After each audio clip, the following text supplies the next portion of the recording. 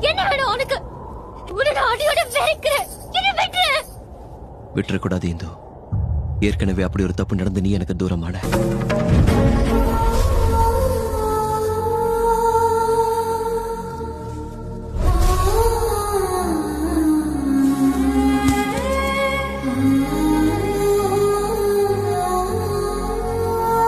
உன்னை சேர்ந்திடவே மீண்டும் பிறந்தேனம்மா.